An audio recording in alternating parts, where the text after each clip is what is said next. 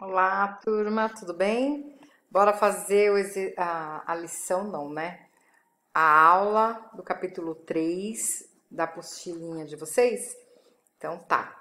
A terceira aula, ela fala sobre o processo de queda do Império Romano, que vai dar origem ao chamado feudalismo ou Idade Medieval, certo? E para a gente entender como que acontece a, a transição para o sistema econômico feudal, a gente tem que falar um pouquinho sobre o processo de invasão. Então, hoje nós vamos falar sobre os bárbaros, certo? Então, eu começo a nossa aula com esta fala. Na verdade, esse desenhinho, né, que a gente chama de charge. Tá escrito assim: filho, só existem apenas dois tipos de pessoa no mundo. Aí do outro lado ele fala: bárbaros e não bárbaros. Aí o filho pergunta: de acordo com quem, pai?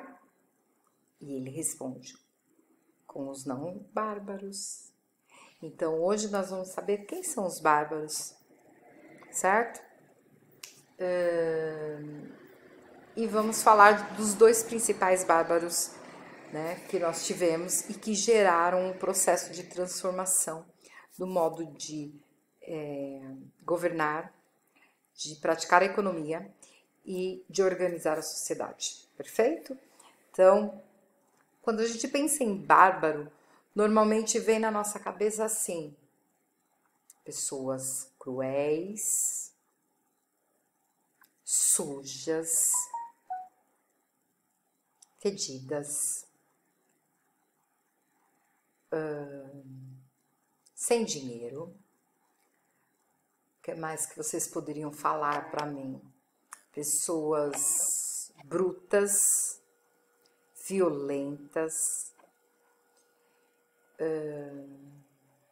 mal educadas, rudes. Enfim, vocês podiam falar um monte de coisa ruim dos bárbaros. Um monte, cara. E aí eu iria falar para vocês: haha, então vocês todos são romanos. Não. Por que que eu iria falar isso? Porque a visão que vocês têm de um bárbaro é a mesma visão que um romano tinha. Quando nós chamamos uma pessoa de bárbara, a gente está dizendo que ela é uma pessoa ruim, né? E que ela é uma pessoa malvada, violenta. Então nós temos um olhar romano. Por quê? Porque a gente está julgando a pessoa sem conhecer, né? Uma outra coisa que vocês poderiam falar, pessoas, como que eu posso dizer, viajantes, né? Que entram, fazem a bagunça na nossa casa e vão embora. Isso não deixa de ser uma visão de romanos, né? Porque bárbaros não significa nada disso. Se nós pararmos para pensar de fato o que seria bárbaro dentro de um olhar romano, seria muito igual ao que vocês pensavam. Cruéis, rude, violentos, sujo, fedido, mal-humorados, enfim. Mas se nós pensarmos de uma forma histórica, se nós pensarmos como um historiador que analisa a sociedade, o bárbaro nada mais é que o quê? Se ele invadiu é porque ele veio de algum lugar, não é? Então ele é um estrangeiro, perfeito? Se ele é estrangeiro, ele não fala a nossa língua, ponto. É só isso. Então, bárbaros, professora, é só uma pessoa estrangeira que não fala a nossa língua? Sim, só isso. Mas então por que eles lutam, porque eles brigam, eles matam? Porque eles vivem um processo de sobrevivência, né? E dentro desse processo de sobrevivência, a gente acaba cometendo violência, perfeito? Então, vamos retomar só um pouquinho aqui, para a gente não se perder.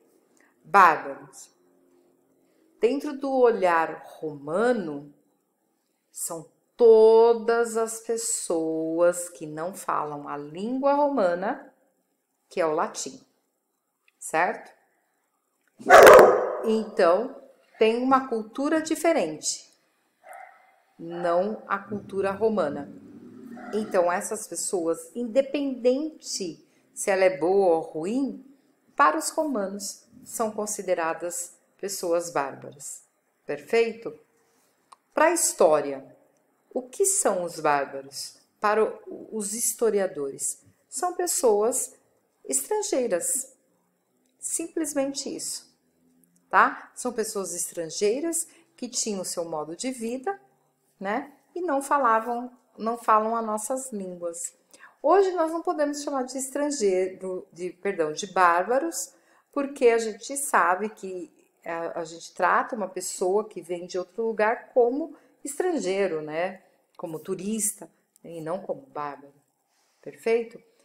É simples assim, professora? Simples assim. A gente não precisa de muita coisa para entender o que são bárbaros. Agora, professora, por que havia essa violência?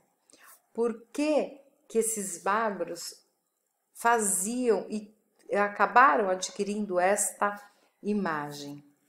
Vamos para o próximo item. Perfeito? Nós temos dois bárbaros que nós vamos falar. Existem vários.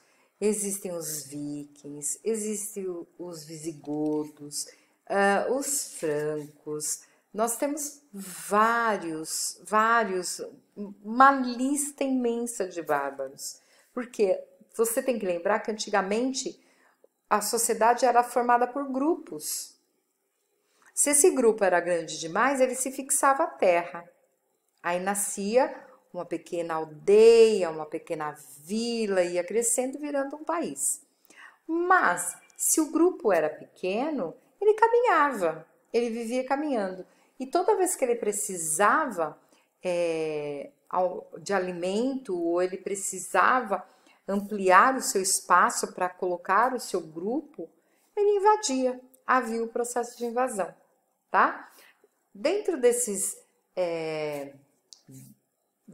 bárbaros que eu te apresentei, nós vamos estudar apenas dois: os germânicos e os francos, porque são eles que vão dar todo um processo, né, origem a todo um processo de transformação de um período imperial, de um período onde você tem reis e imperadores, para um novo sistema de economia, uma nova forma de governar, de adquirir riquezas e de organizar a sociedade. A gente vai mudar todas essas estruturas que a gente chama de PES, política, economia e sociedade. São esses dois grupos que vão dar origem a esse processo de transformação. Perfeito? Então, nós vamos começar com os germânicos. Aí você tem aqui uma foto, né, que eu coloquei, um desenho, característicos, que é característico do povo romano, perdão, do povo germânico, tá? E aqui é apenas uma charge, onde eu mostro, e agora? O que a gente faz, né? Então, quem eram os germânicos? Eram pessoas que viviam em grupos, tá? Esses grupos, eles se moviam de um canto para outro, sempre que havia necessidade. Por isso, eles eram seminômades, tá? Quando eles precisavam, eles saíam do seu espaço físico e mudavam para o outro. E o que impulsiona ele a mudar de local? O crescimento populacional e a ausência de comida. Perfeito? Os germânicos possuíam um líder, que ele era responsável pela organização deste grupo. esse líder, ele age em comum acordo com o grupo. O que significa comum acordo? Se todo mundo concordar, ele põe em prática aquilo que o povo decidiu, tá bom?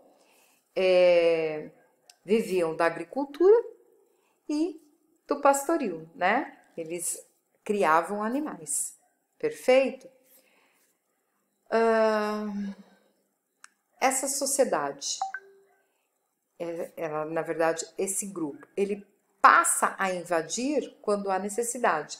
Então, vamos lá para o processo de invasão. Por que eles invadiram o Império Romano Ocidental? Porque eles buscavam novas terras. Lembra que eu disse a vocês? Eles só mudam de lugar quando há necessidade. Então, aumento do grupo,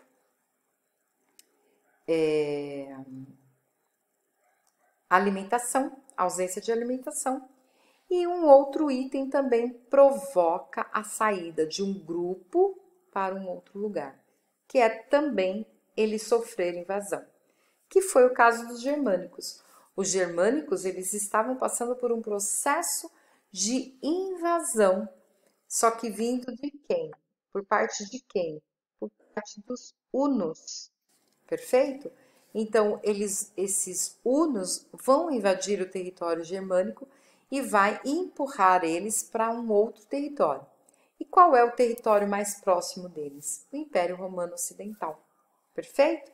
Por isso, eles invadem o Império Romano Ocidental e começa ali um processo de briga, de luta pelas terras, tá?